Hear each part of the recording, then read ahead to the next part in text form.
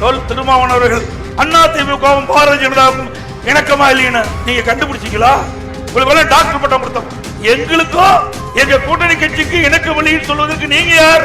நாங்க கூட்டணி அமைச்சா நீங்க எங்க கவலைப்படுறீங்க?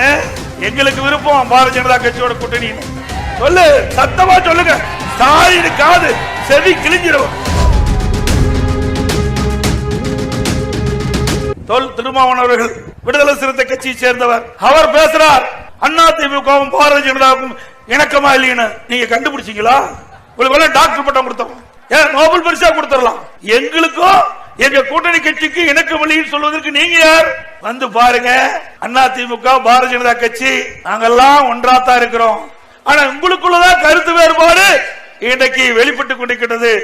திரு திருமாவளவன் குறிப்பிடுகிறார், தமிழகத்திலே கூட்டணி ஆட்சி தான் எங்களுடைய கொள்கிறார். அப்படின்னா உள்ள வச்சுக்கிட்டு வெளியுன்னதான பேசிட்டு இருக்கிறீங்க. உள்ளுக்குள்ள என்ன, எப்படியாவது கூட்டணி ஆட்சி வரக்கூடாதா அப்படின்னு உள் மனசு சொல்லுது.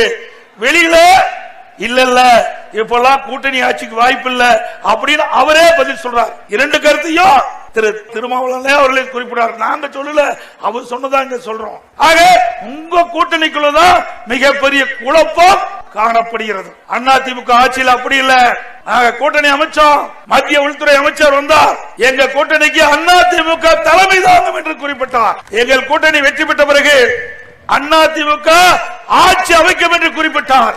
எங்களுடைய கூட்டணி முதலமைச்சர் வேட்பாளர் இபிஎஸ் என்று குறிப்பிட்டார். ஆக எங்கள் கூட்டணி தெளிவுபடுத்தப்பட்டு விட்டது. ஆனா எதிரணியில் இருக்கின்ற திமுக கூட்டணியில் அங்கம் வைக்கின்ற கட்சிகள் பயம் வந்துட்டது. ஏதோ பேசிட்டு இருக்கிறாங்க. நாங்க கூட்டணி அமைச்சா நீங்க எங்க கவலைப்படுறீங்க? எங்களுக்கு விருப்பம் பாரதிய ஜனதா கட்சியோட கூட்டணி. இந்த 50 மாத ஆட்சியிலே இந்த கோவை மாவட்டத்துக்கோ கோவை மாநகராட்சியிலோ எந்த ஒரு பெரிய புதிய திட்டமாவது கொண்டு வந்திருக்காங்களா? சொல்லு, சத்தமா சொல்லுங்க. தாயின் காது செவி கிழிஞ்சிரும்.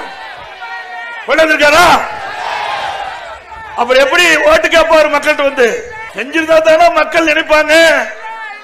குடும்பத்தை பத்தியே சிந்திச்சு கொண்டிருக்கிறார்.